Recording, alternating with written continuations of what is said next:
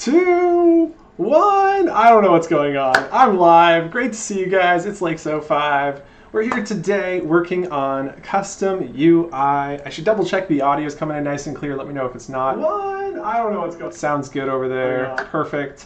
So without further ado, feel free to use the chat today. We're going to have a lot of fun building some custom UI screen overlays. To give you an idea of what that is, let me see if I can open image a new tab, open that tab, move that up into my top corner, and screen recording. There you go. That's what a UI overlay looks like. It goes over the screen. You could put buttons on it if you really wanted to. We're not going to. We're going to make it just kind of informational. But that's a screen overlay. And I've got an example I was just testing on a little bit ago. And there it is at the top of the screen. It's not pretty, but it is a thing. And you can see that I'm working on getting it centered and all that good stuff. But we're going to start from scratch today. And so just want to show you kind of a little bit of where we're headed. Go ahead and stop. I was also using the preview device. It defaults to none, but I have it on mobile so I can see what it's like if you're on a mobile looking at this. And I'm going to go and start by creating, I'm going to delete this. And I guess I'll leave the test there in case we need to refer back to it. But let's go and create a new CUI. We're going to call this HUD underscore entity. There we go. So we got this heads-up display that'll be a custom UI, and that's a script. We'll go and open that in the external editor, and here it is. So to get started, I'm going to zoom in so we can see that a little bit better. Definitely let me know how that's coming through for y'all over there. And the first thing we're going to do is delete this first line. We're then going to delete the HZ dots, and we're going to create an initialized UI. And so we start by backspacing the T in component, the re-import component. And then because this is a UI, we have to declare this first one as a UI component. Now that we got that set up, it's going to give us a red underline because we need to initialize the UI. So we'll type initialize UI. And then I just want to get all of this pre-stuff done. And so the way that the script runs is it runs initialize UI, then pre-start, and then start. Initialize UI must return a UI node. So we want to type return. And then we need to create a UI node, which I'm going to do inside of a view. And then we'll say parentheses. And inside the parentheses, we do curly braces. I like semicolons, so I put one at the end of the line. Then we click enter. And then inside of a view, we have a property called children. Not sure why. For some reason, view did not import. So backspace the W, click enter. Zooming in just a little bit more. All right, so now we got our view there. And inside the curly braces, we'll click enter and type children, colon, and square brackets to create an array of children. And that will be the things that we're displaying. We can also create a style on the outside. I don't think we need this right now, but we'll have it there in case we need it later. And then inside our children, we're going to define some text. I think it's always best with a custom UI to show hello world. So let's start by displaying hello world. So we'll type text, colon, and then, it's text, parentheses, curly braces, comma at the end, because it's inside of an array, enter, and then we type text, colon, for our text property, which we'll type hello world, exclamation point. There we go. And then the style of this, we will need to determine. I don't think we need to do, I do think we need to do this right now, but I'd rather not. I want to see what this looks like without doing anything. And then we'll come back and add some style. So now we're going to head back into Horizon. And I have at the bottom of my screen, I've pulled out a custom UI gizmo right here. I'm going to delete this and do it again just to show you on screen. So we go to our objects, gizmos, pull down for custom UI, drag that out. And then this custom UI, we're going to say is going to be called HUD, custom UI heads-up display. There we go. And then inside of here, we have a display mode, which we want to make screen overlay. And we're not going to add any interaction, but if you wanted to add interaction, you could do interactive blocking or interactive non-blocking. And then we're going to go into our script dropdown and attach the CUI HUD script. There we are. Now we got our heads-up display script attached. We can now hit play, jump into preview mode, and there's hello world in the top left. Perfect. So we've got our text set up. I do want to move this to 0, 0, 0, so it's out of my sight line. So 0, tab 0, tab 0, tab 0, tab 0, tab 0, enter. And then that is good. And we're on a roll. So now that we've got our text set up and displayed in the top left, I was pleased to know that I didn't need to set up a position, but we can adjust the position. And let's say we want to put it in the top center. There's a few ways we could do that. And I think we're just going to try a few things first. But it's really important to be able to see what we're doing. And because it's important to see what we're doing, I haven't really told you all the things that we're trying to build today.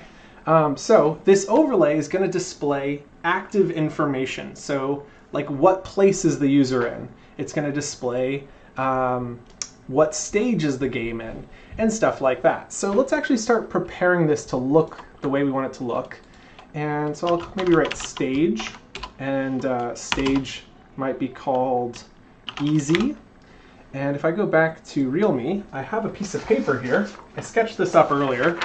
And this was my idea. It was to put the stage in the top corner and then a bar in the center that looks a little like a health bar, but it's actually a progress bar that stretches across. And when it reaches the end, it's going to result in a trimmer, which is a game mechanic that we're using.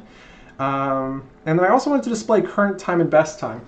I don't know how I want this to look, but we'll figure that out. So let's just start with something simple like stage easy. We'll put this in the center. And to try and get this centered, we need to see the bounding box of the thing. And to do that, we type border color, and we're just going to set this to be red. So we'll type color.red, and then we can go down to border width, and this will change how much of that border is there. We'll do 2. And then below that, we also want to see, I just want it to be like curved so it looks good, and that's called border radius, and we can set that to 25 so it has a nice curvature. And this is going to put a circle basically around the entire text box. And so when we're designing custom UIs, we like to think about it as being boxes inside of boxes. And so this is the first box, and it is inside of a box, and that box that it is inside of is the whole screen. So we've got the major view, which is the whole screen, and then inside of that we've got this at the top. Now we need to start specifying location for this, because as we can see it takes up that full top line there. And so I wanted to try and get it to center. I tried this earlier and it didn't work properly. Let's see if it works this time. Line, let's try text align and then just say center and see how that looks. My experience with this was that it didn't go all the way to the center. It just like left, it moved it to the right just a hair. So let's see if it does that same thing again. It could have been some of the formatting. Oh, it did center at that time. Perfect. Okay, so that's great. So now we've got the stage easy. And if you're in VR, this will also be displayed as a heads-up display in VR. Now, I don't recommend heads-up displays in VR because it'll make you motion sick. Due to the constraints of the time frame of this competition and that it's specifically for mobile, I don't know if I'm going to have time. If we do have time at the end of this live stream, I'd love to put it on my wrist for VR users and only use the heads-up display for mobile and desktop users. But we'll just see if we have time for that. If not, that's just what I recommend, is using a wrist display, like heads-up display. Wrist display? I wouldn't call it a heads-up display. If you want to see a good example of this, I would recommend checking out Horizon Royale, where we have one on your wrist, and it's pretty neat. Okay, so we'll go ahead and stop there now that we got that nicely centered. And we do kind of want to move it down from the top. So if we type top, we can then type in how many pixels down we want to move it. So let's move it down by 25 pixels. And let's see how that looks. And we might want to change the text size. Let's try font size, colon, maybe 25, so it's a little bit easier to read. And let's see, there's font family. I've recently been really enjoying Anton, or is it Oswald? I think it's Anton. Pretty sure I've been enjoying Anton recently, so we'll give that a go too. Okay, so that's how you do your fonts and all that good stuff. I've got the chat open, but I don't see any messages coming in. I see there's people here, so hello. Feel free to say hello in the chat, just to let me know that this thing is working. No pressure. As people just immediately disappear, like, don't call on me. All right, it doesn't matter though, because Here we go. Nice. Oh, that looks a lot better. So now we got that nice stage easy. And now below that stage easy, I want to put a progress bar in. We're going to show how to update this text dynamically during the game in a little bit. But the first thing I like to do with a custom UI is get it looking good, and then we can come back and modify it to actually make it do stuff. So now that we've got that designed, we want to put in a border, or so we don't want to put in a border. We can delete this whole border thing here since we're done with that. In fact, I'm going to control... Oh, hey, Charles, great to have you. And Bork, great to have you as well. Thank you guys for saying hello. I really appreciate it. I was like, is this thing broken? Is anyone here? I was thinking that it might be nice to have some text inside of our next item. So I'm going to copy this whole text thing, and then we're going to go down to our next item, which will be a view. And this is a different type of UI child. And so if we look inside of here, if we hover over view, it says it returns a UI node. A UI node is a singular child, and then you could have an array of UI nodes, which would be considered children. And so anyway, a view is a UI node, which is something that can be displayed on a UI. We're currently creating an array of these children, starting with that text at the top, and then below it, we're going to add a nice little progress bar. And so let's go and build ourselves a nice little progress bar. This is going to be, this view will have its own children. And so this is like what we were saying a minute ago, boxes inside of boxes. So inside of this set of children, we'll have text that displays next trimmer in colon, and let's just say 15 as a default. Next trimmer, T-R-E-M-O-R, trimmer, like an earthquake. And now we've got that. We're going to change the font size to just 15, so smaller. We'll keep this looking the same. We're going to keep the border on this one, this text. Now, we're not going to put a border on this text, and we're not going to use top. We're going to just have this nicely centered inside of the progress bar. So that's nice. And then below our text, we need to define the style for our progress bar. And so we're going to type style, oopsie, Control Z. I'm inside the square brackets. I need to go one below the square brackets. There we go. Style, colon, curly braces, comma. And then inside of this style, we want to determine a background color. So we'll type background color, colon. And just to visualize what space this is taking up, we're going to start with color.red. And that's going to create a nice background. Now the trick is, I want to have an additional child in here, and it's also going to be a view with a similar property. So let's go ahead and try this out. I'm going to copy this whole thing, Control C, and I'm going to paste this inside of this below text,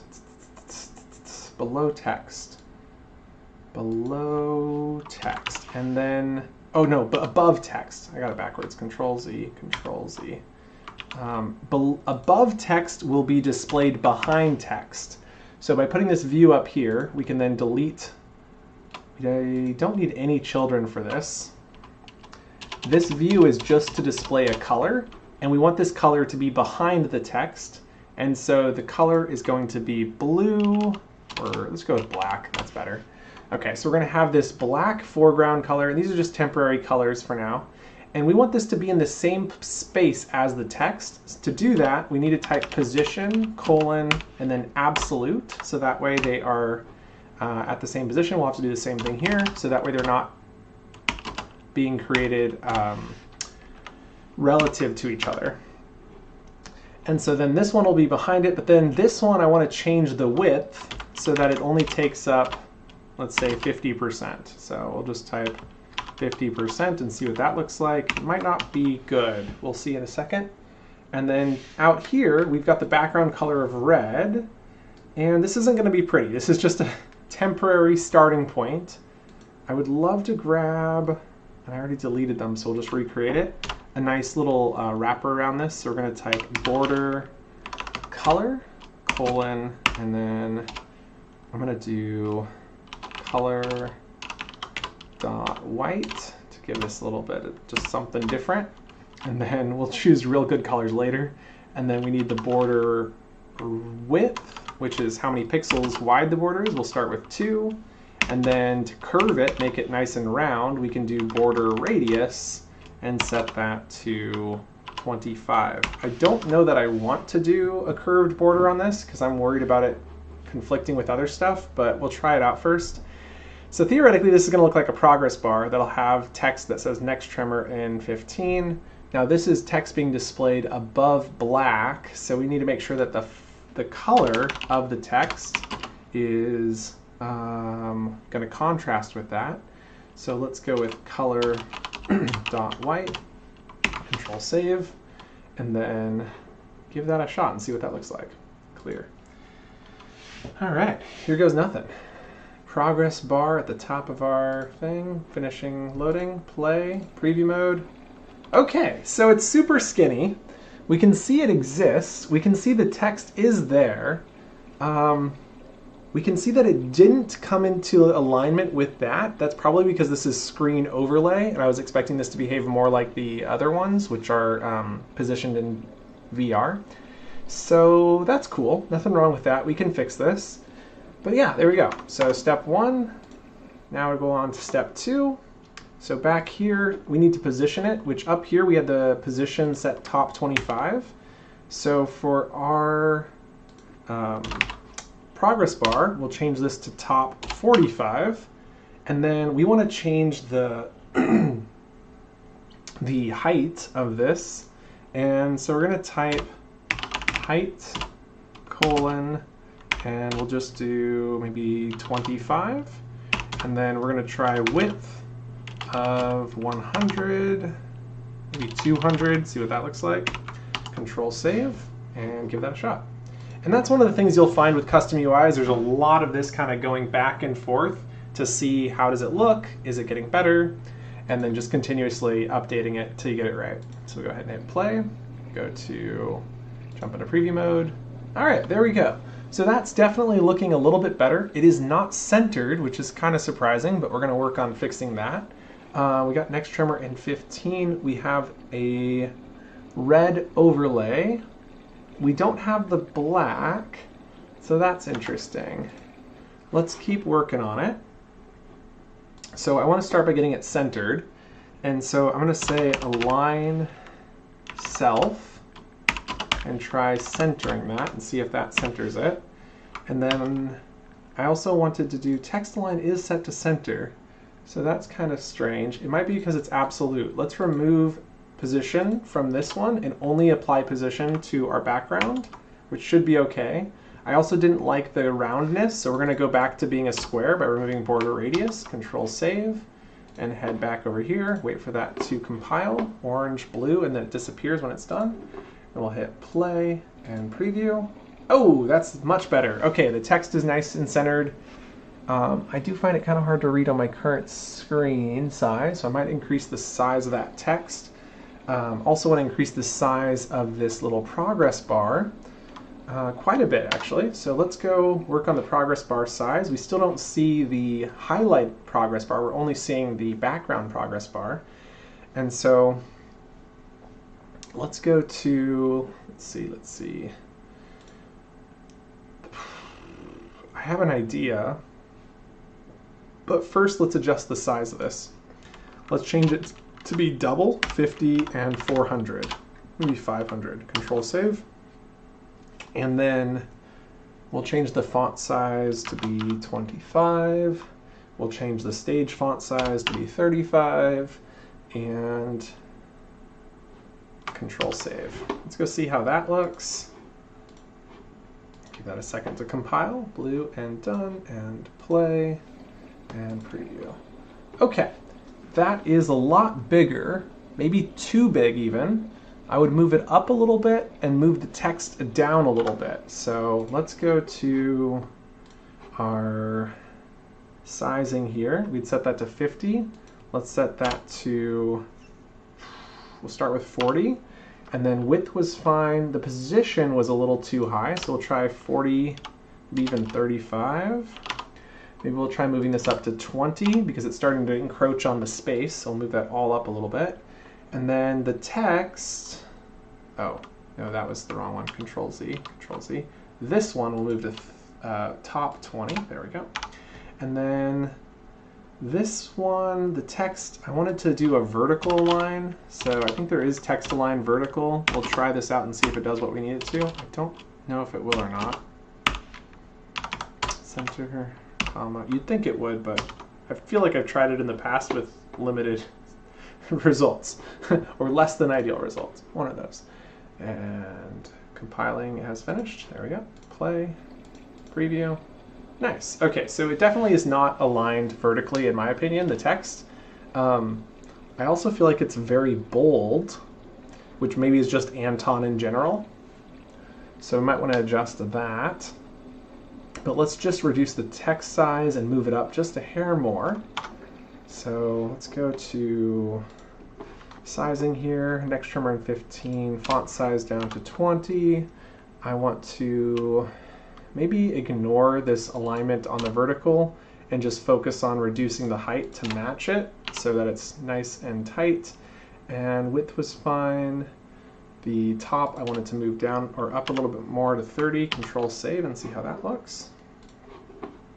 I do believe, and we'll try this out real quick, if we come in here, it should update for us as soon as this finishes it compiling. And it did, nice. And that looks pretty good actually, next trimmer in 15. So you can imagine that being a nice counter. And then the background ideally is showing the progress, ideally. Okay, so stop and let's go back to our custom UI. And I don't know that I like the idea of it having a number because that's a binding that needs to be updated. So next trimmer.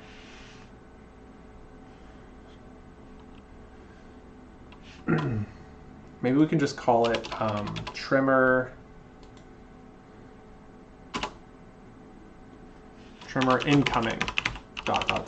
That's nice. Okay, so the name there is nice. Now I thought to fix the problem with the order of these backgrounds was to take these two children and move them outside of this to have 3 separate properties. So we have, we'll have to reorder this a little bit. But so this is the background, this is above that, and then this one is, oh, I just realized. We set this to position absolute. It might be there and I just didn't notice it. Oh yeah, yep, that's definitely what's going on here. We need to make sure it has the same position. Let's see if we just redo this. Control Z, Control Z. Kind of curious, if I just turn off this, what happens? Control save. Because I'm hoping to have a property like width where we have a percentage or something that we can just slowly change to change the visualization of the progress. It's compiled, but I don't see a black bar anywhere. Okay, let's go back and continue that endeavor.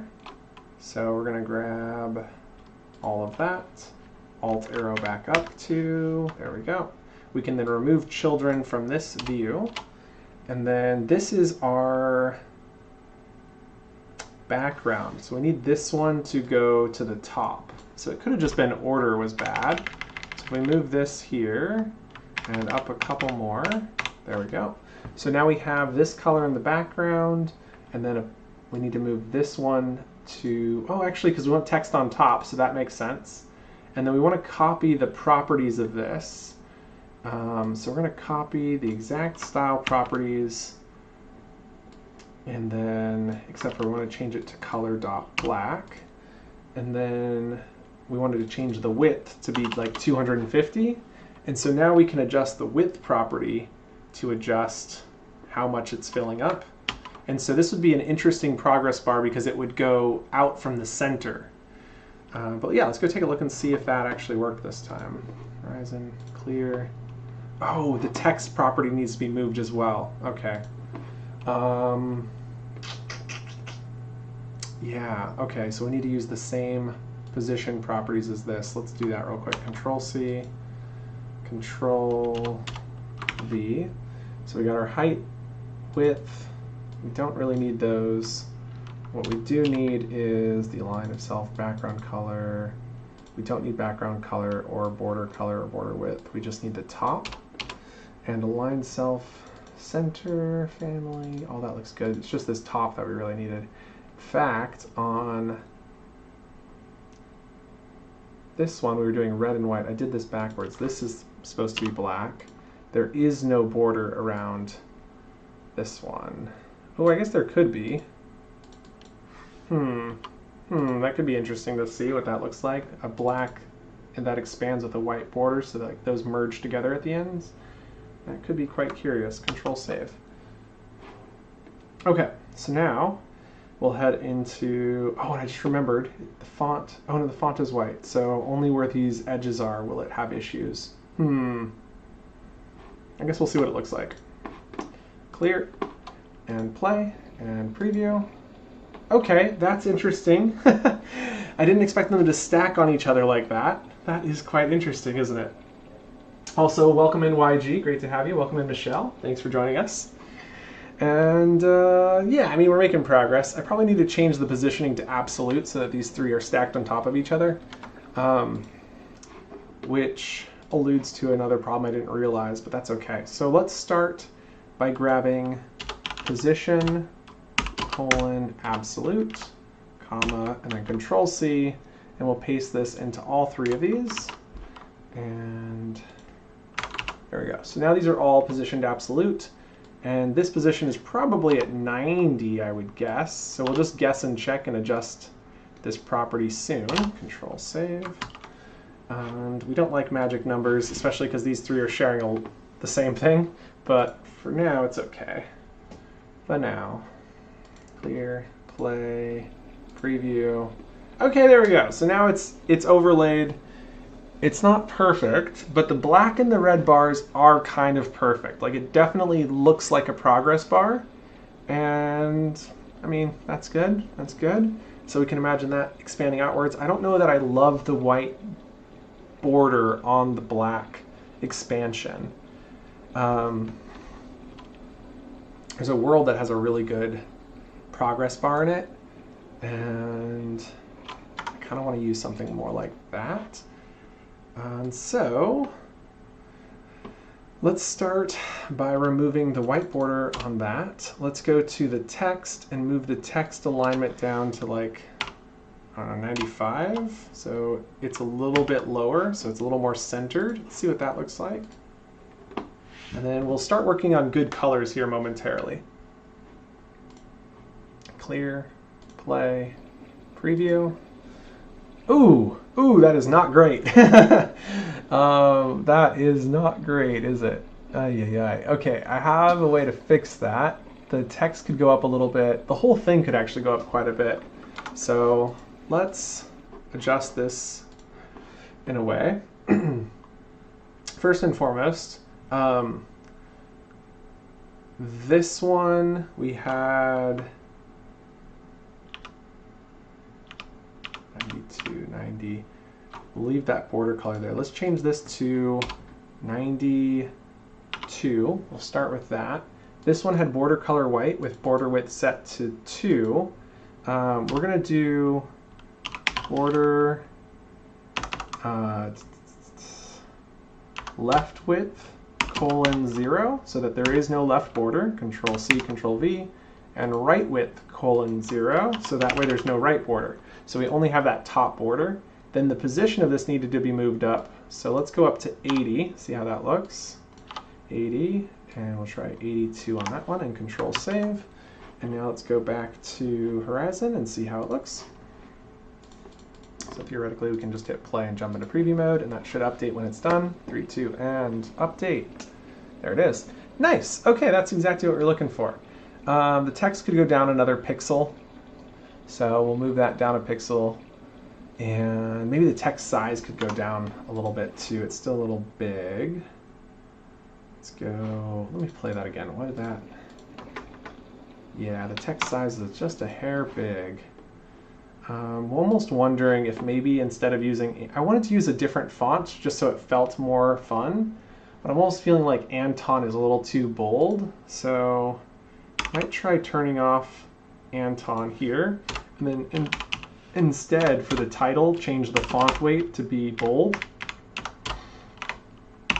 And then down here, yeah, so we'll just turn off Anton here. We'll turn off Anton here. We'll increase the size to 83. We'll change the font size. Maybe not change the font size. We'll try 18. Were we not using Anton? I thought we were. Or did I already delete it? I can't remember. Running too fast. All right, go ahead and clear. Give that a second to compile. Play a preview. Grabbing a sip of water while we wait.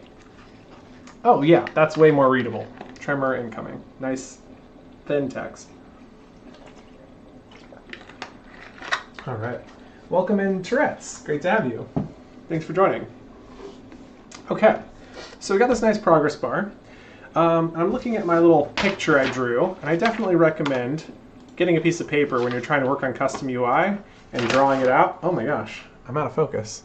But yeah, you know, piece of paper, using that. And I'm just kind of looking to see, I really wanted to display the time that the user has been playing, like their current time and their best time. And I wanted it to look clean, like something that wasn't going to feel out of place. I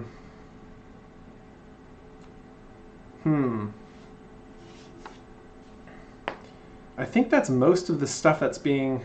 And then there was this possibility of displaying the rank. Man, I'm really out of focus. I think it's because my light needs to be turned on. The sun is setting. There we go. Can't always be illuminated by neon signs. So yeah, let's see. Current time. Let's add that to the display, and then we're going to start animating these. Okay, so imagine here we're in VR. And we've got this little bar here. So we could imagine having current time below this. I don't know that I love that look. Like I almost feel like it would be better to put it right here where it says tremor incoming, and then let people figure out that that bar represents the tremor bar, and instead this bar displays current time, best time. So it'd be like current time colon number, then parentheses, best time at the end.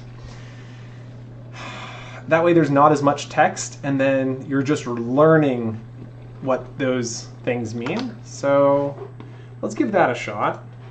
We go in here, and we're going to try writing out what this would look like. It would say time, colon, and then we'll say something like 61 is kind of the best I've been getting recently. We'll type 60, and then comma, and then, or actually not comma, but space, space, parentheses, parentheses, and then we'll say best, colon, my best time I think is like 77 or something like that.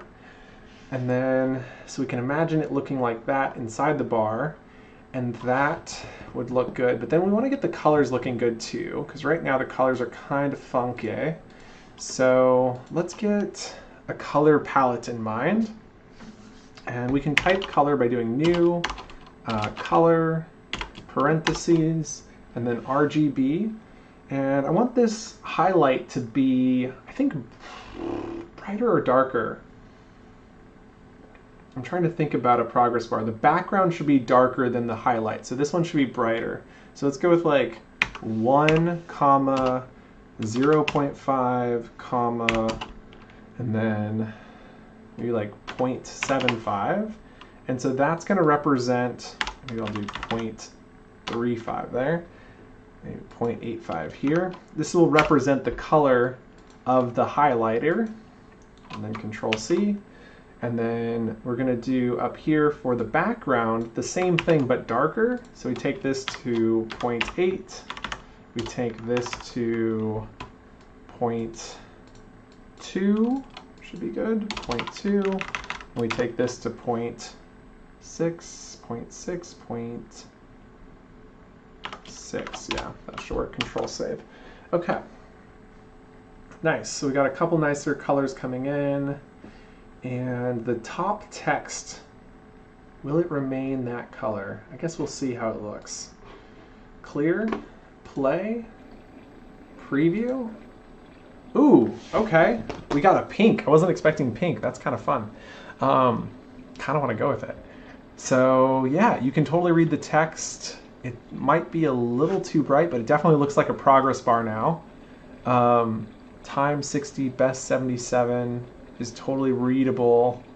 Stage easy. Yeah, I think we're ready to start animating this. So there's one animation I've not done yet that I'd love to give a shot. So you'll have to bear with me a little bit here. Animated bindings are not something I've done, but it's the only way to create motion on your custom UI. And oh, I wanted to show rank, but I don't think I'm going to worry about rank. I'm going to put that in my stretch goals. So if you're creating a world, I recommend creating like an ideas or stretch goals section where it's like things that you'd love to do but don't have time to do. And this one is a rank on heads-up display. Yeah, so rank on heads-up display would be ideal. And then, let's see. I had something else on my thing here. It was called target icon. Another idea that I had was that when you were targeting a player, targeting player icon for throwing snowballs, so that way you could target a player and then throw the snowball at them. That wraps up that sheet of paper. Put that in the shredder later. Okay, so we got that coming along nicely. Next up, let's do animated bindings. And so I'm going to go to animated. Interesting, that didn't pull anything up. Maybe there's no animated bindings here. Animated. Let's see. None of these have animated bindings in it. That's too bad. Okay, so we're going to go and look at an example from another world. And we go to return to creation home and leave. And there's some examples you can look at right here from your environment. You can access these yourself by clicking New World, start from Tutorial World, select Tutorial, and you'll find a bunch of tutorials here. The one that I'm going to be using is a custom UI that I made a while ago from the tutorial. Apparently I have two. We'll go into this one that was edited 15 days ago. It seems like the most recent. And what we're looking for inside of here is a animated binding custom UI so that we can find in the script how they call the animated binding. Basically, we're just looking for the 1 or 2 lines of code that explain how it works so that we can go and apply it in our world. And so we'll just hit play, jump into preview mode, and walk around until we find an animated binding. All right, I'm in mobile preview. Image from asset. Let's see. Scrolling UI. Level selection. Let's see, one of these should have animations on it. I know I've seen it. Candy, get candy. There it is. Hey, here we are. Okay, so here we can see the animation. And so this is where they're animating the width. And that is kind of neat. Like, that does work the way we would want it to work if we wanted it to be a left one. I kind of like the idea that ours is center-based, where it goes out from the center, kind of more unique. Let's go find that here. There it is. And we'll click on this one. And we got this start and stop animation. That really is what we're looking for. So this is running, if we roll to the bottom, a script called station 09B-start stop animation. Okay, so we need to go find that station 09B. So we go scripts, scroll down until we find station 09B, start stop animation, open an external editor, and that's going to pop up over here. Yes, I trust the authors, allow.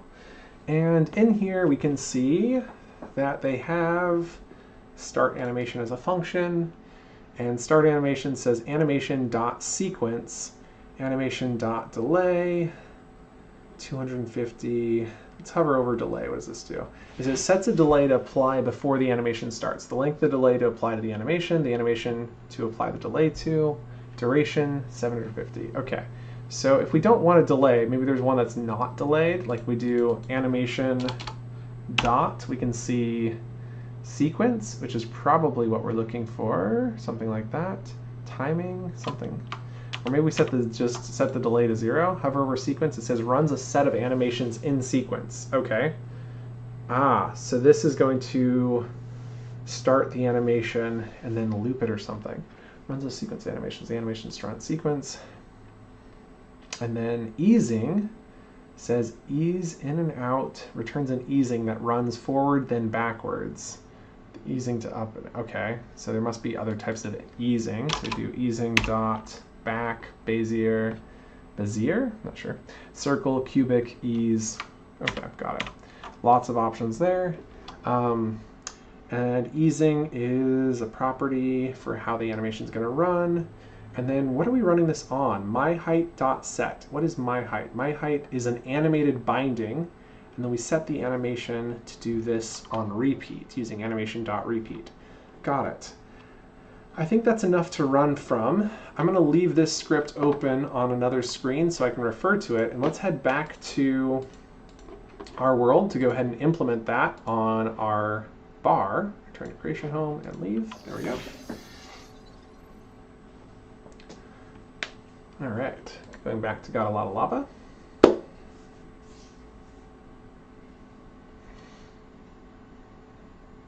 Loading in, any second now.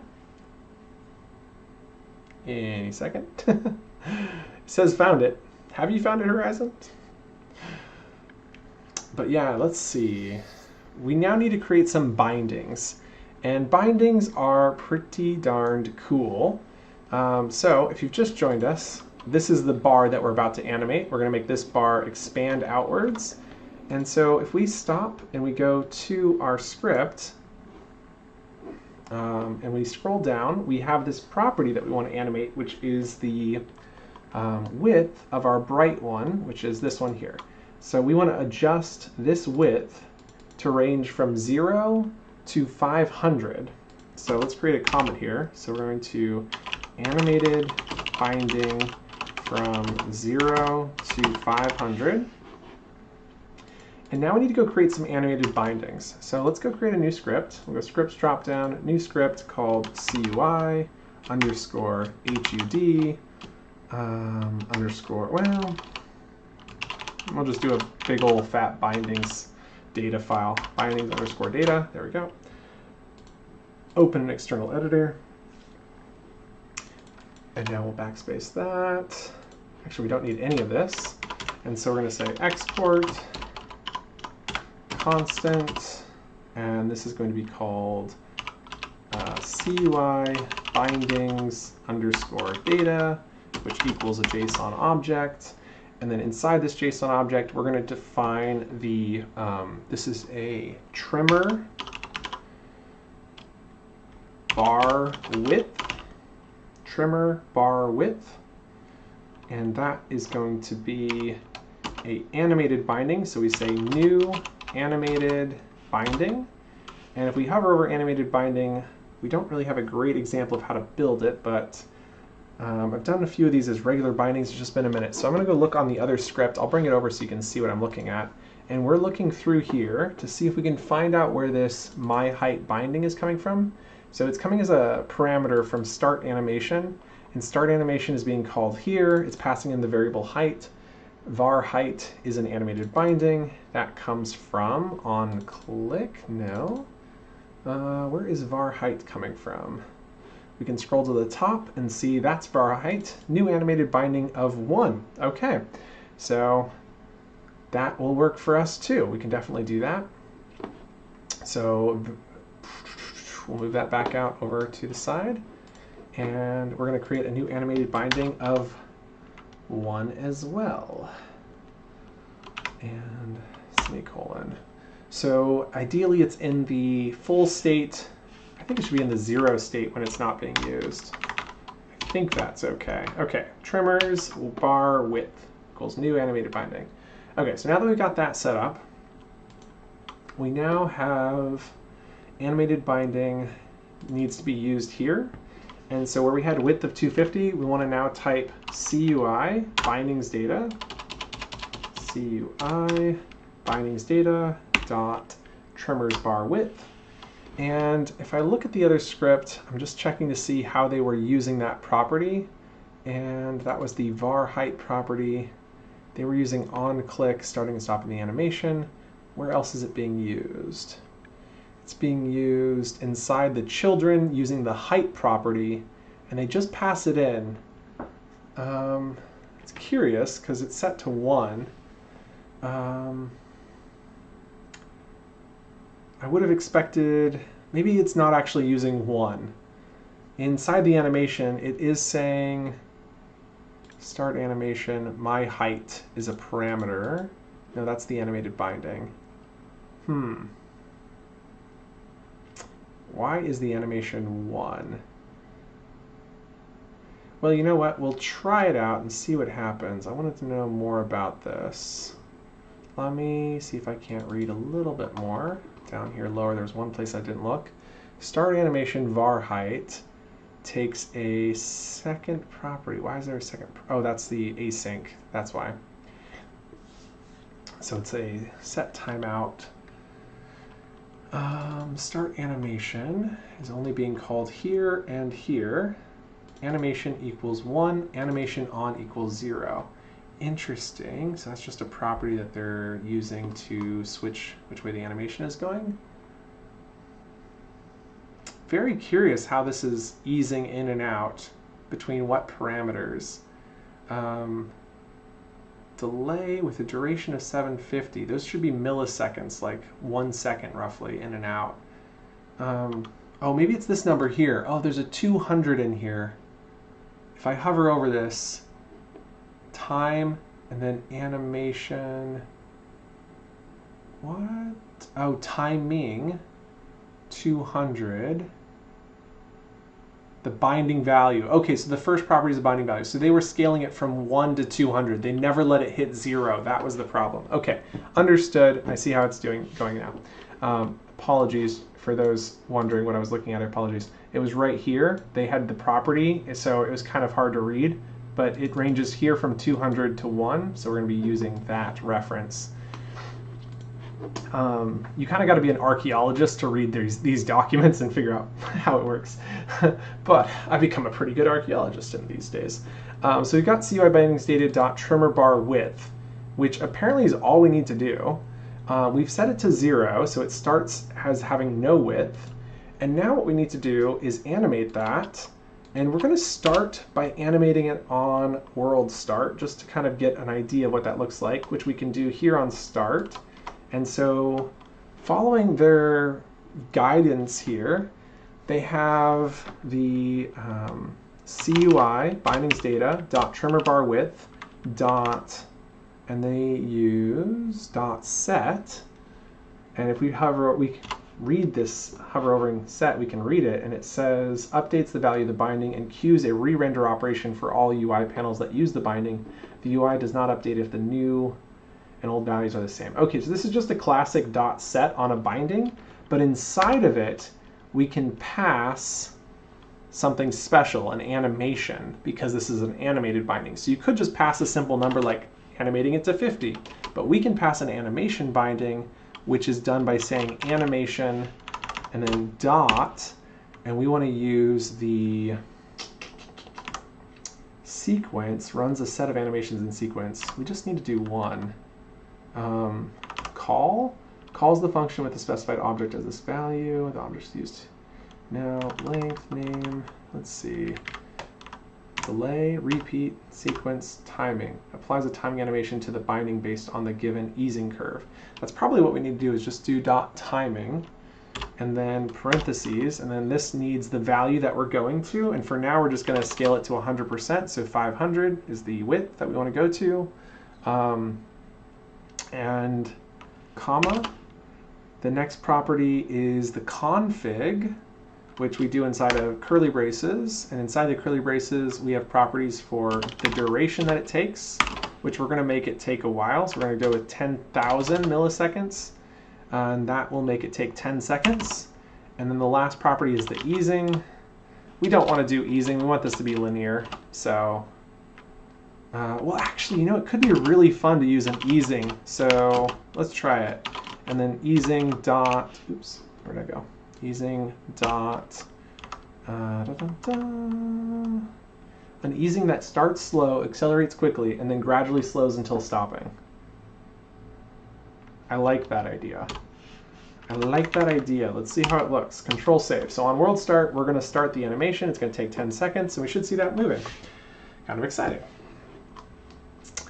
Alrighty, this is the first time I've ever made an animated binding, so kind of excited to check this out. I'm mildly nervous because I've heard that starting at a midpoint has been broken recently. I don't know if they've fixed any of that, but I heard there's been some breakages with the animated bindings recently. But here we go. All right, so what we should see is, I think that's the dark one in the back. I don't see it changing. We did call it on start. I don't see anything happening. So stop, play, preview, nothing's happening. Oh, it is going, there he is. I don't know why that didn't work the first time, but yeah, there we are. So now we've got that progress bar going across. Nice. It does seem to go too far, and then it cuts off the left and right sides. So instead of going to 500, let's see if we change that to something just below 500. We'll change the duration to 5 seconds so we don't have to wait as long. And then we're going to change the value to 495. See how that looks? Control save. I think it's 2 pixels wide, so 496 should be perfect. Control save. So there's 2 pixels on left and right sides that we don't go scale to. Okie doke.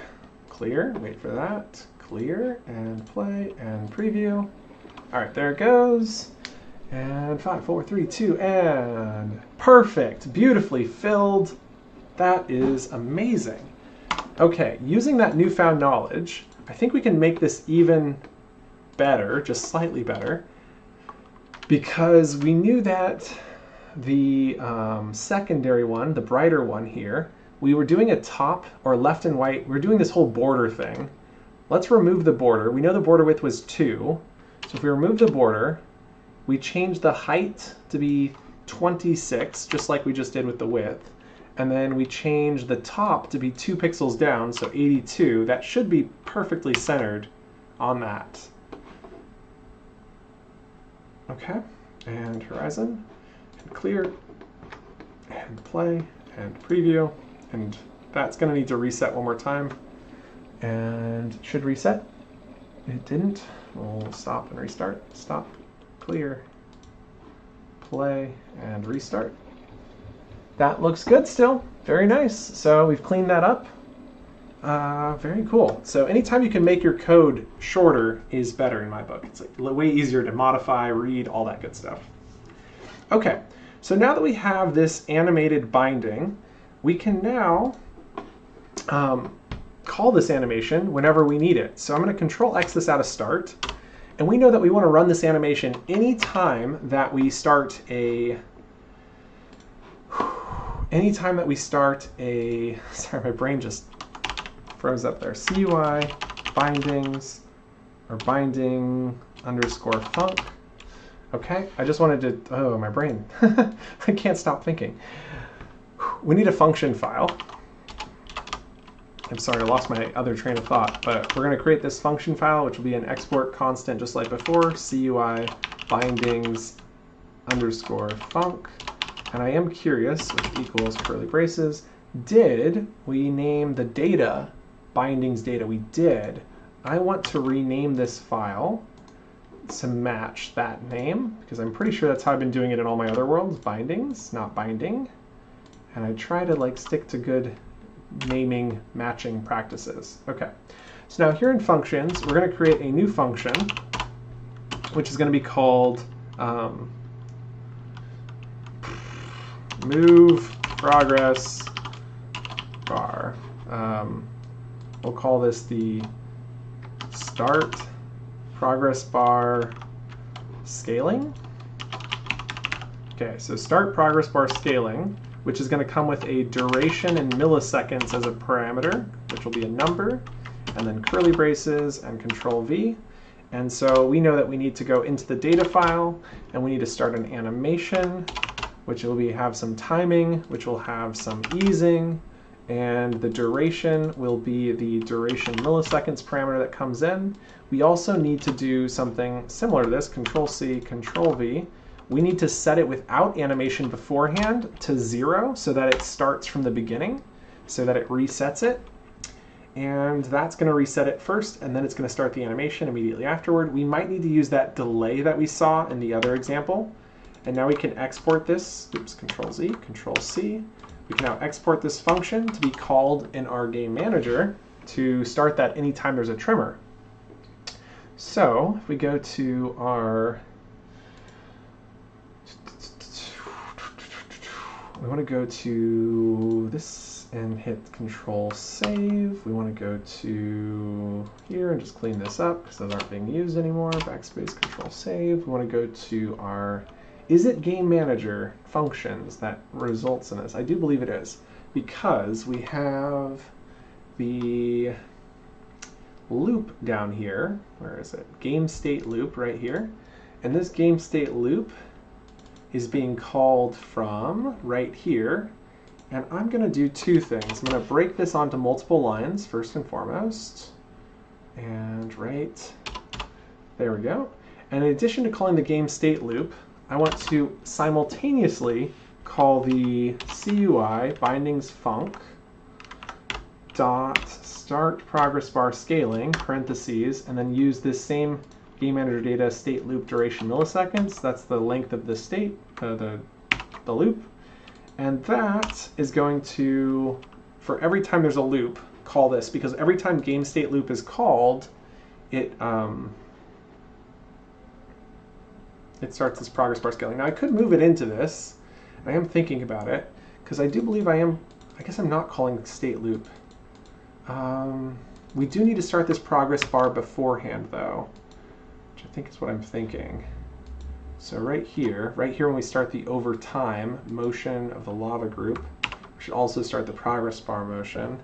And then I think I'm gonna do that over here too. Down here inside the game state loop, we're just gonna call this at the beginning of this. Control V, there we go. That looks a little bit easier to read, I think. Okay, Shift Alt F. I think that reformatted it nicely. Okay. There was one other thought in my mind when I was playing earlier, which is that I wanted the, so if you didn't know, earlier today I was streaming on the Laex's live channel, which is just a little more casual, a little less polished, and I made some updates to the way the pillars work. And if we go down to the stone pillar entity and the stone pillar function, I'm going to close out of some of these things here and here. And here, and here for now. Stone Pillar was doing this whole thing where we're just changing the difficulty. And what I was thinking is I wanted the stones to fall faster, because I felt like it was too easy and you didn't feel like you were having as much of an impact. So in the latest update, you are now, when you're standing on a pillar, causing it to sink, which is kind of neat. And so we have this players on us, we have the down by being calculated, and I was dividing by 6 to make it less, but if I divide by 1, that should make it 6 times stronger, which is a little too much. So we'll try 2, so it's 3 times stronger. And now that we've got that stronger, we can now think that it's harder at the higher levels. So to fix that and combat that, I was thinking on the game manager function in this game state loop, we have this area. I'm going to zoom this out just so I can see the whole line. Okay. And this determines what height the lava is going to. So in the easy state, it goes to 0.05. I'm going to change that to 0.025. And then down here, I'm going to change this to 0.05. And then we have the medium state at 3.3, which I'll change to 1.5. And then the medium state is at 3.5, which I'll change to 2.5. And we'll Control C this up into, that creates nightmare? No, that creates hard.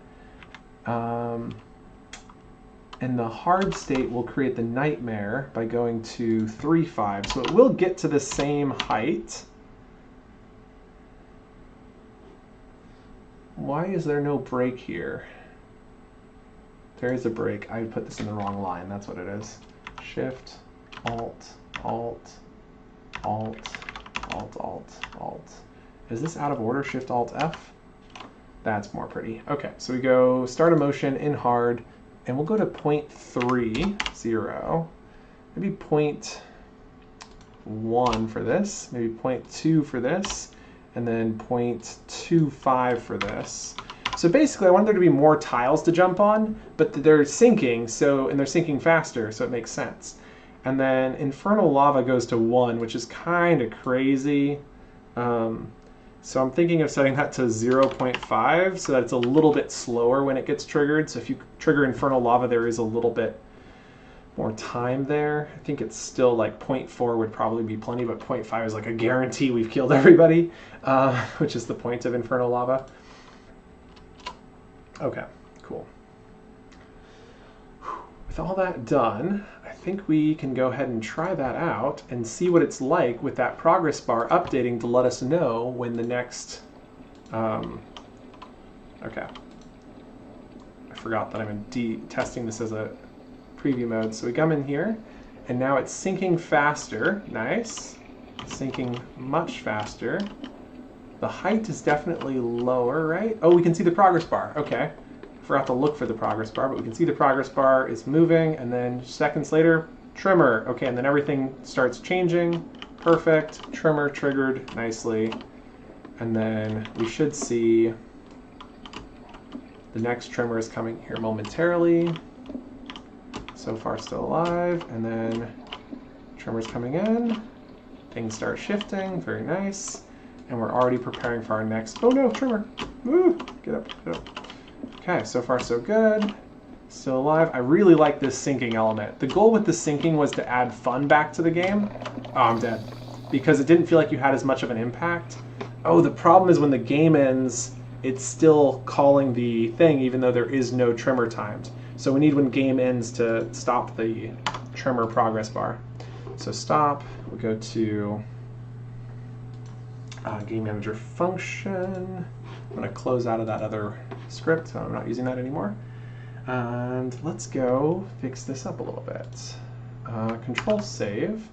We need to go to the CUI bindings function and update this to have a clear progress bar. So function called reset progress bar. Scaling, and are we calling that progress bar scaling? We really should call that trimmer progress bar scaling.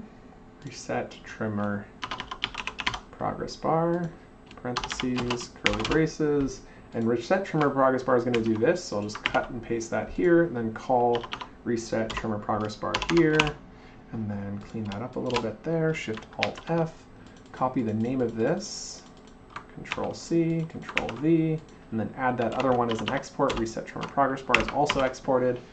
Okay, so we now have our way to reset the progress bar. I wanted to create some space there so it's easier to read and just a little prettier. That all looks good.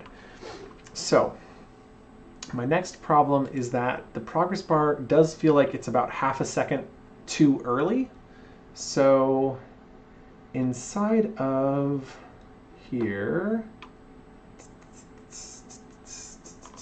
I almost want to just take the duration where we were calling that right here. We're going to change this to dot, oops, Control Z, dot, start trimmer progress bar, and then maybe add, I want to add 500 milliseconds, but that won't work because it's just going to chop it off at the very end, because Control Z.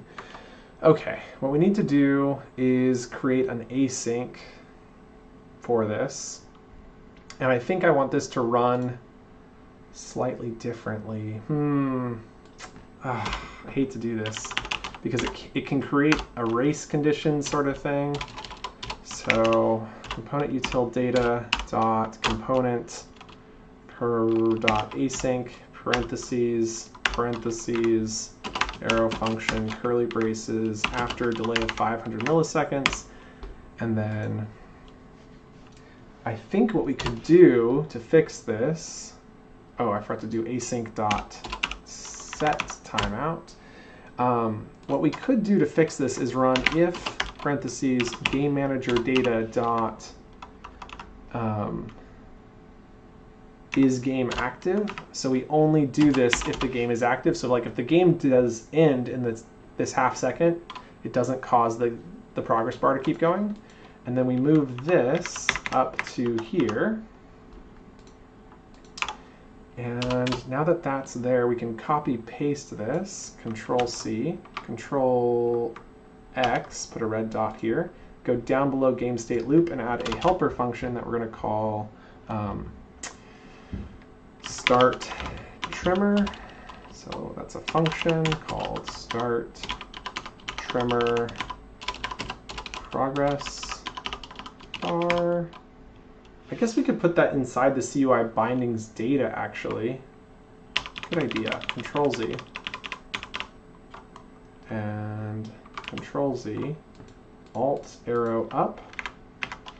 Yes. This could go inside Control X into the start trimmer progress bar scaling. And so then inside of this CUI bindings function, we can now have this ID, so we need an async ID, so that's going to be let async ID equals 0, and this is a specific async ID for the trimmer, so we'll call it trimmer async ID. And then here we want to reset the progress bar and do all of that inside of this async. And right here we want to set the async ID. So we're going to say trimmer async ID equals this async. And then I can put a question mark here on the end and type 0 in case for some reason we don't have the component utility set up correctly. This won't have an error. And then inside of these curly braces is where we're going to do this stuff. So we'll just move that up into the curly braces. And so we reset the trimmer progress bar, and when we reset the trimmer progress bar, we need to stop this async. So we call component utility dot component dot async dot clear timeout parentheses trimmer async, and that's basically like cancel sending event with delay. So that stops this from happening. So that's a lot cleaner. Glad we did that. Okay, and then that will start with a half-second delay just to time it better. And this was checking if his game is active, but I don't think we need to do that anymore because of this clearing of timeout, which we're about to do in the game ending. So we can remove this if statement and Control save. And now we're going to go back over here and we need to clear the timeout. First we'll start the trimmer progress here, and then we need to go to end game, game over. Where is that? End game right here. And we need to cancel the timeout, which we'll do, there's a lot of things happening in here. We'll just put it right here for now. This is in the CUI bindings function dot reset trimmer progress bar parentheses, and that will clear the timeout. Cool. Okay, so that will have that progress bar a little bit more in time. Was there something else I wanted to do? I don't think so. Let's go test and see how it's going. Clear, play, preview. All right, so progress bar should now be stopped. I'm going to test this as desktop because it's easier. Say none, jump into preview. There we go. And here we go. Now we're in, and the progress bar is rolling already. Now let's see if that's more in line with the actual trimmer. I did want to have a sound effect for the trimmer. Might have to set that up here while we're working on it. So here it goes, 3, 2, 1, and yeah, that was much better, much more in line with the actual event.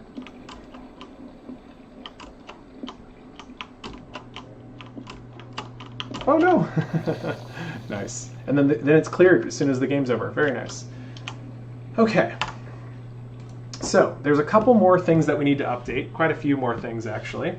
But let me make sure they're written down in my to-do list here. I got that open on a different page. So,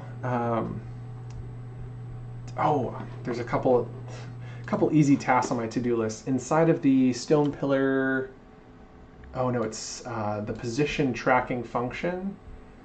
This is how I track where a player is and which pillars they're on. I had the number set to check distance of 2.5, but I wanted to move that down to 2. Control save. We'll test that out. Basically, you could stand on the edge and trigger 3 or more at a time. I think 3 is the max, but anyway, I fixed that. That should be a little bit less. Overlay UI. We've done the overlay UI. It works on all VR, mobile, and desktop. Difficulty trimmer countdown timer. We've created that. That is working. The hand UI is something I'd like to do. The results custom UI. I had a bunch of other custom UIs I thought we could try to get to, but right now I wanted to look at 3 things. I just want to remember them all. We need a stage binding. That one's super duper easy. We need a current time binding, and we need a best time binding, and that should do the trick. Okay, so let's see. We're going to start with the stage binding. So let's close out of some of this stuff we don't need anymore. We're done with these. We need the CUI bindings function, perhaps, maybe, I don't know. Control C, Control save. Game manager, we will need you for the stage binding, that's for sure. We also are going to zoom in a little bit so it's easier to see now that we're done with the... Ooh, what did I do? Oh no, what did I do? Okay, didn't know that was a thing. Everybody okay? I hit the wrong, I was meant to hit Control plus, there we go. We're going into the CUI bindings data to create this binding. And so a binding is what allows us to update things. And so we're going to create a stage binding, which is going to be a new binding of type string. And then we'll do parentheses. And the first binding type is a game states dot easy, friendly, that's the default. Okay, so we've got our string set up. Game states friendly is of type string, you can see that there. So that's why that's allowed. And then what we need to do is in our game manager function, right here at the end of our game state loop, we declare the update here. We say if they're not the same or it equals infernal lava, we update with a pop-up. And in addition to this pop-up, we want to say CUI bindings data dot stage binding dot set parentheses, and this is going to be the current state. So game manager data dot current state, and current state is a game state, which is a string, so that is allowed. And that's how we're going to update it. But then we also need to update it when the game ends. So let's go back up to game end game here. And this is where we're setting the trimmer bar, which is also a binding, so we'll put this next to it. And then current state is not what we want to do. We want to do game states dot friendly, which I guess is right below that. So if we'd organized this better, that would have actually worked. Game states dot friendly, and then Control save. Okay. And then if we go to CUI HUD, we can update this part here, this text. I recommend going Control C, Control V, and commenting out the top one. And then we can turn this one into CUI bindings data dot stage binding. And we're going to do what's called a derive. And what a derive does is it takes the value, which is the game state, and then it calls an arrow function, and then we can type return, so this is the string that we're going to set the text to be stage :space plus the game state. And so that's going to be how we update the game state binding at the top. So now we can delete this line. I use that for like planning my text out to make sure it matches. And we have the other text down here to update in a minute, but first we've got this one. So let's go back into Horizon, hit clear, hit play, hit preview, and we can see we're in stage friendly. Nice. We're going to jump in. And what's nice about this is I can start removing these pop-ups because these pop-ups were a little much. And so I'm kind of excited to get to remove some of those and start using pop-ups for things like "You've been frozen." Oh, the sound effect. We wanted the tremor sound effect. Yes. So we're on to our next one. And oh, the stage didn't update. That's strange, because we're now in stage easy. And now we just went, oh, now we went to stage medium. Oh, it's off by one stage. That's interesting. I must have accidentally called it before the stage gets updated. Okay, so if we go to the game manager where we're updating the game states, right here where we say stage binding, we did that before updating the current state. Oops. So let's instead update this to next state instead of current state. There we go, and control save, that should work. And then the other thing that we wanted to change was to start removing these pop-ups. And so let's actually, yeah, let's do this. Let's remove the pop-up. And I want to just try and remove all the pop-ups from this game. So up here, we should have pop-up function. I'm going to delete that so it creates a bunch of red arrows for me to delete. And we want to make sure that all of this information is being conveyed via our custom UI. So if we go to our CUI bindings data, we're going to create a player data binding, which will be a new binding, which will take a player data, but player data cannot be converted to JSON, so we should actually do player stats binding, and that will allow us to use, because player stats can be converted into a JSON, and so player stats will work, and then parentheses, and then we need to provide it with a default player stats, and we have get empty player stats. So if we call player stats function dot get or create empty player stats, that's going to return us an empty player stats, which will set up our defaults. And then as players enter the world, we can update the player stats binding. But anywhere we're updating player stats, but we need to update the player stats binding. So, oh, this is supposed to be a comma. Control save. And then we can utilize that to update this value down here. Let's do that first. There's so many thoughts. Let me write these thoughts down. So we need the tremor sound effects. We need the update stats on player enter. We need update stats on stats updated. And I think that's where we can stop for now. Okay, so now back here on our CUI HUD entity, down here we can do another derive. So we'll do the same thing I did before, comment this out. And now we're going to replace this with CUI bindings data dot player stats binding dot derive parentheses. And what's cool about this is we can do this per player. So you'll see that in a second. So this is player stats will be received.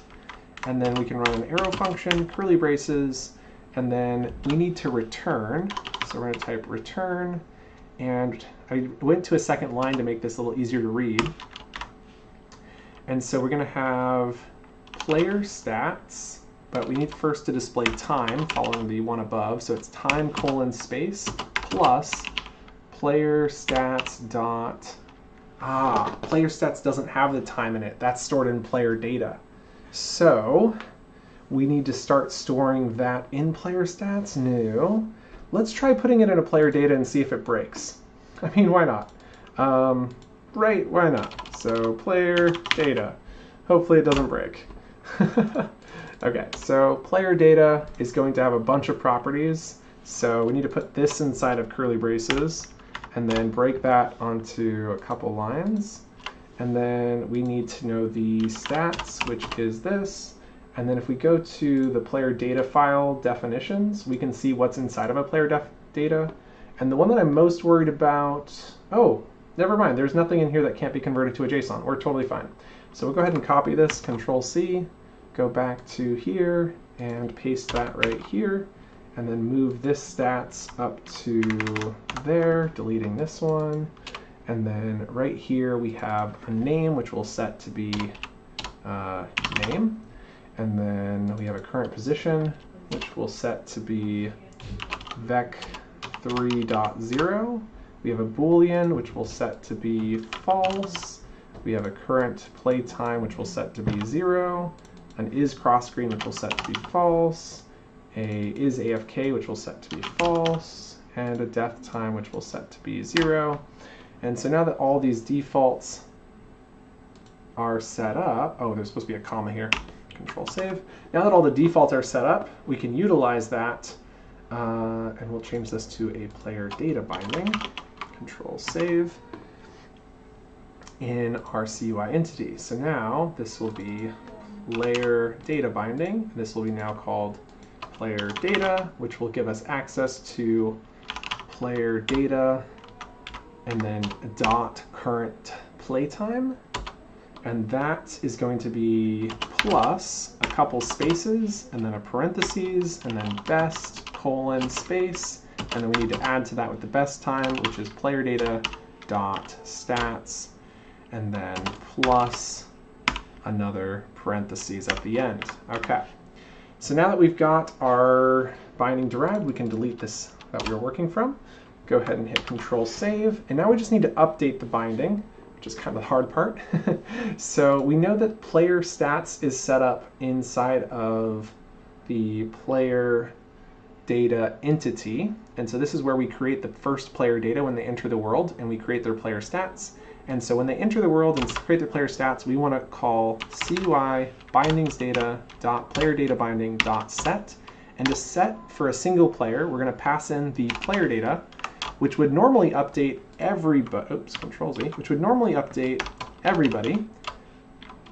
But we can do comma, square brackets, and then player inside the array. And that says we're only going to update for the players inside this array, in this case just a singular player. Shift-Alt-F to reformat, Control-Save. And now we need to do this anytime we update the player data, which is going to be a lot. But there's a specific place where we're updating it most frequently. And I wanted to check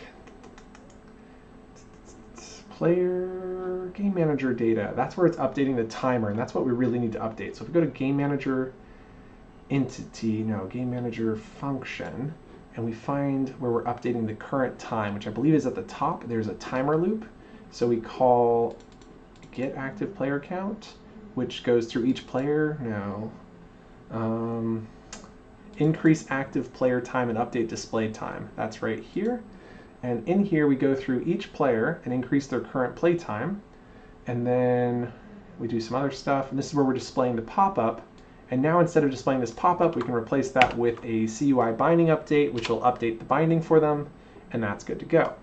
Game started, as far as I'm concerned, can probably stay, because you want to tell everybody the game has started, and that seems like the best way.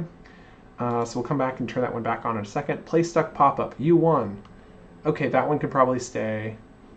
And then down here at the bottom we have pop-up function, play next state. This one might be good to show because it shows the next state even though it is displayed above. We're going to import that to bring back all of those. And we're going to add a comment here. I don't do comments normally, so when I see a comment it kind of sticks out to me.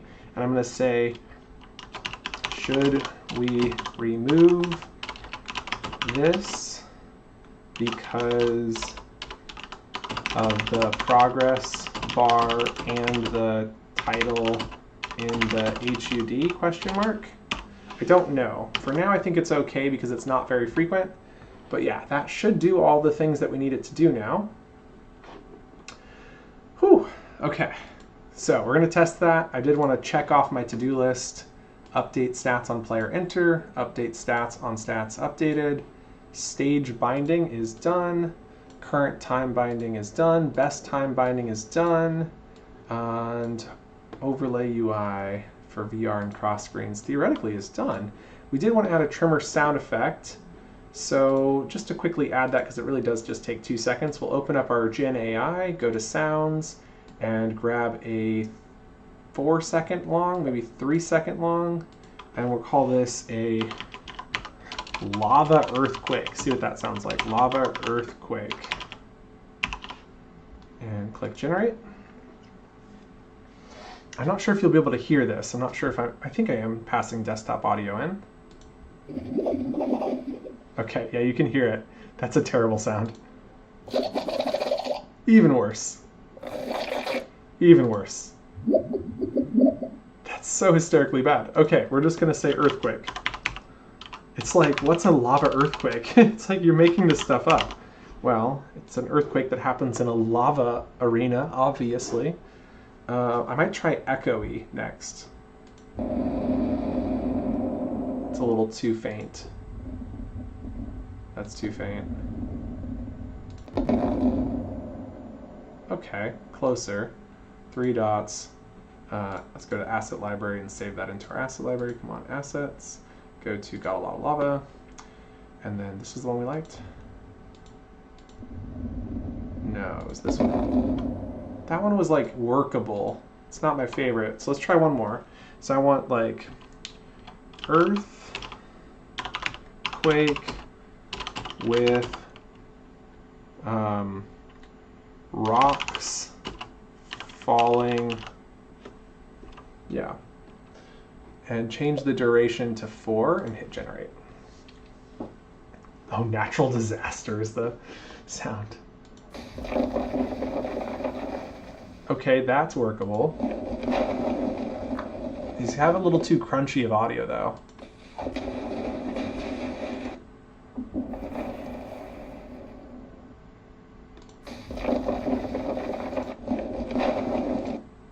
From the beginning.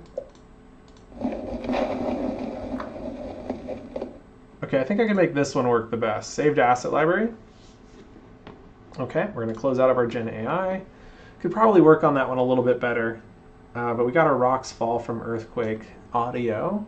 We're going to change this up a little bit by changing this to 0. Maximum distance will be 200.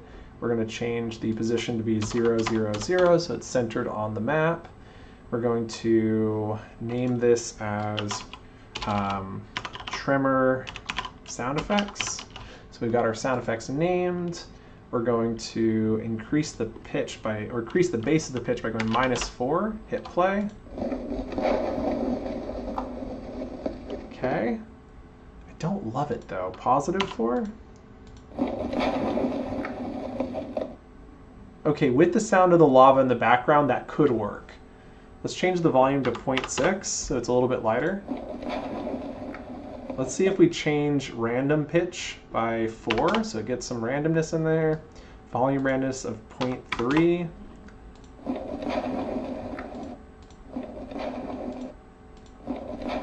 I think that's random. I don't know. I'm going to trust that that does something. Maximum distance is 200. That seems good. All right, so we're done with our trimmer sound effect. Now to get this to play every time there's a trimmer, we're going to go to our game manager entity right here. We're going to add a new property, Command-C, Command-V. This will be called the trimmer sound effects.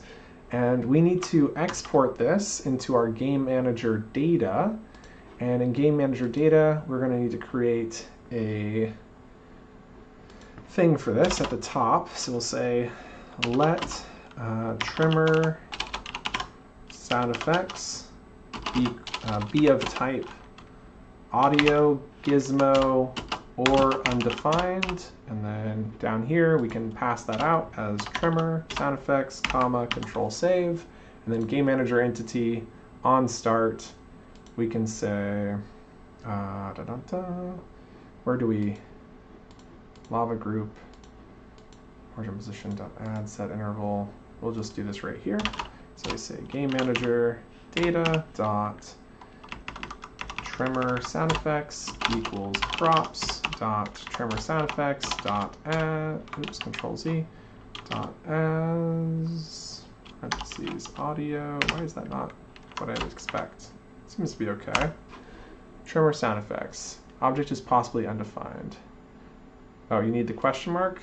It didn't type the question mark for me, that's weird, but okay. Anyway, Control save. Now that is set up. Okay, so now with that set up, we can go into our, we have that in the, where do I put that? We're calling something. It is, it's not stone pillar functions, is it? No. Where do we do the trimmer? Oh, it's in the CUI functions. And here is where we update the scale, which feels like the perfect time, right as the next one starts. Yeah, so as this starts, things are exciting, but that's interesting. That is interesting. It's not ideal, but I think we can pull this off.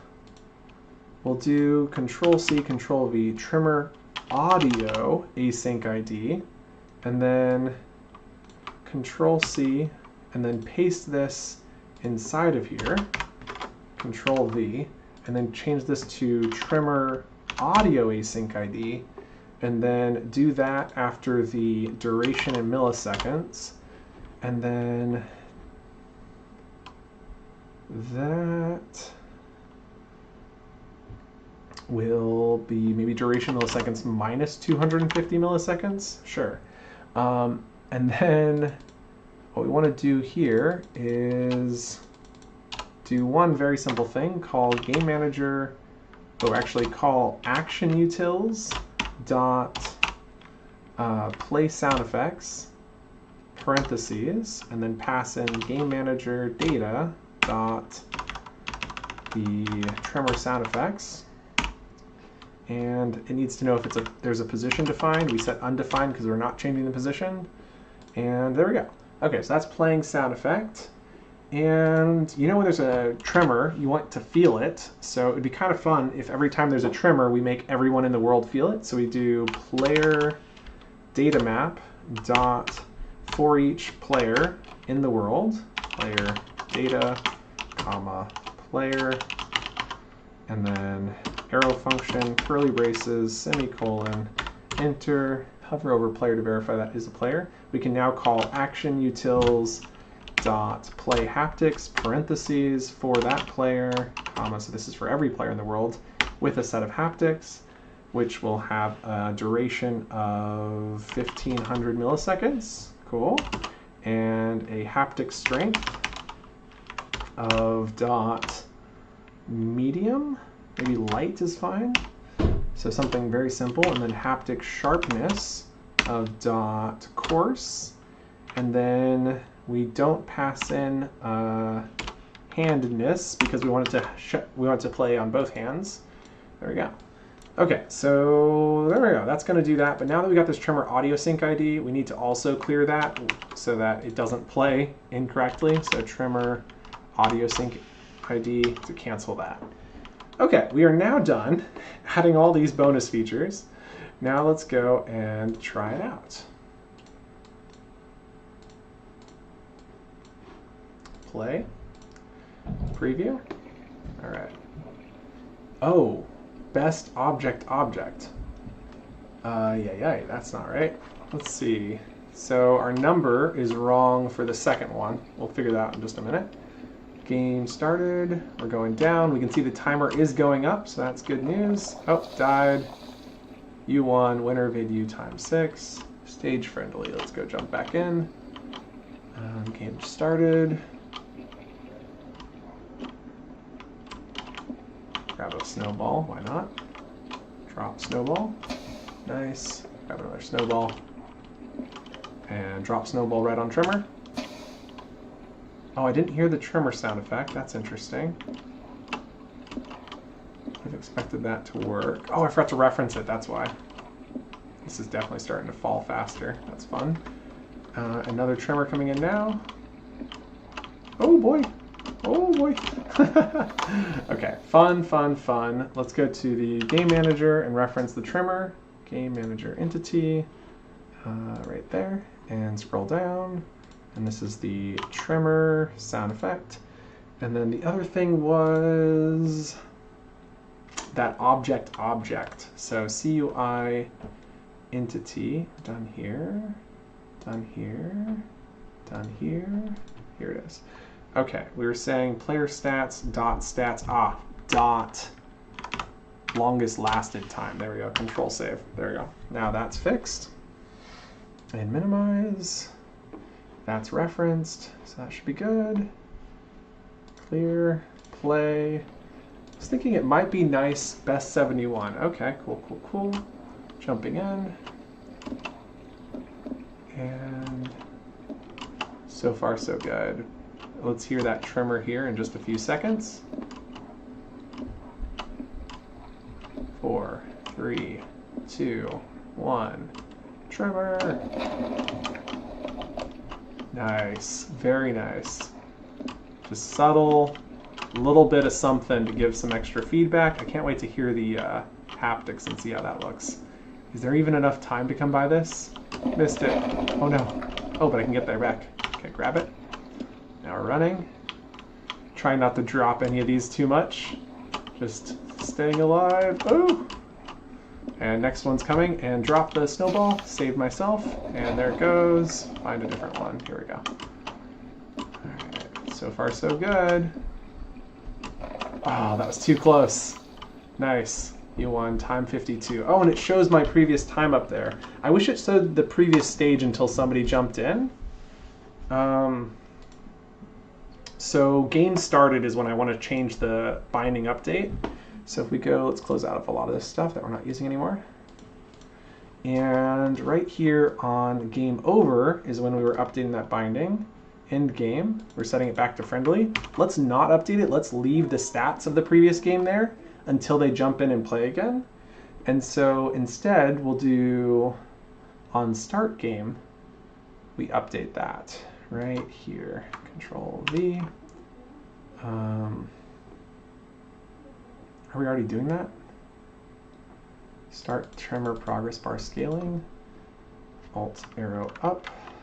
Break that onto separate lines. Double check for stage binding being set. Doesn't look like it. Okay, control save. That should do the trick then. So now that will set on game started. Clear, play, jump into preview mode. Stage friendly, time 0, best 71, jump in. Let's make it to easy just to see if it saves it. So now we're in friendly, 15 seconds. I just saw a snowball over there. Grab, got it. Grab it, and let's see if I can throw this. I forgot how to throw. Got to hit Q. Yeah, this is why I need to build in some sort of like easy way for desktop and mobile to throw, because it's so hard. Alright, so we're still alive for a little bit. And I guess we're making it to the next stage. Cool. Oh, that is something we haven't fully tested. Is it should be maybe easier to make it slightly higher because the lava doesn't rise as much anymore from that last change we made. I also want to change the speed at which the the speed at which the lava is rotating is a little slow.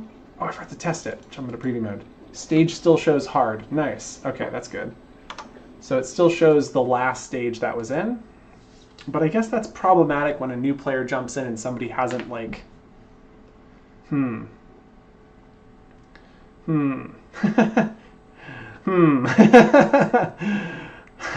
don't know. I'm going to put that into my ideas board to think about. Update stage if last, or if game not. Update stage CUI binding if players have not played in the next, we can do this, that's not too hard, in the next like 10 seconds, 15 seconds, we'll do 10 seconds. Okay, that is something we're going to do right now because that's not too difficult. We need to do that. Okay. Let's go to game manager function. Come on. There we go, script. And in here, we're updating the friendly. Let's Control C this. We have start game, and we're gonna need another async ID. Don't like creating stuff inside of here like this, but just for the sake of doing it, and this is the friendly game over async ID equals 0.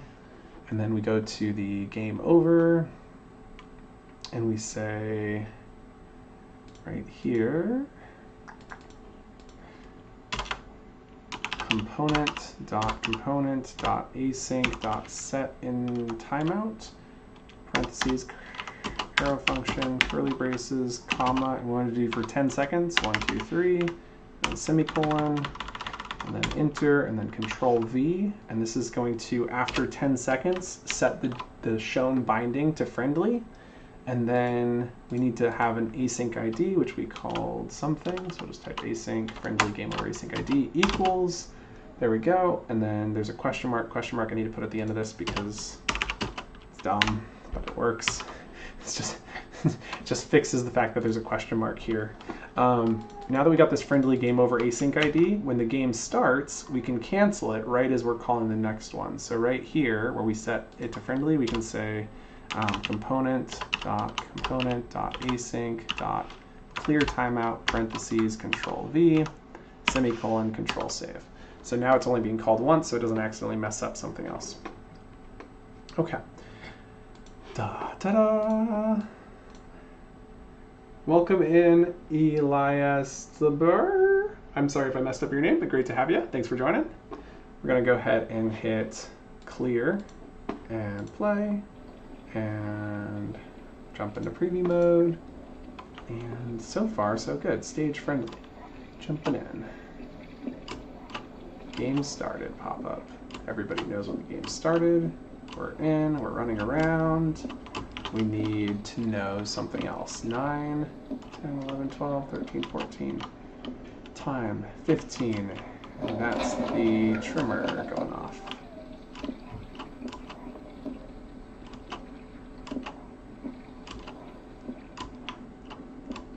Okay, here goes the next one. There it goes. Survived. I wanted to see if we can get a little bit longer here. Oh boy, is this getting hard. With these things falling out from under you, you gotta keep moving. Okay, there we go. Oy, oy. Oh no! Well, I made it further. 49 seconds, stage hard. Okay, so if I stay here for 10 seconds, it should switch back to stage friendly. So 10, 9, 8, 7, there it is. Stage friendly at the top. And it still shows my last time, which is kind of nice. I can also throw these in the middle of the game. Oh. Okie doke, that'll do. And yeah, that's cool. I'm thinking. And now, pretty happy with that. As soon as I jump in, the next bar should start going, and it does. It's a little slow at the beginning, but that's to be expected. We're using an easing to make it look kind of like intense in the middle, which is actually really nice. I think the easing on that looks really good.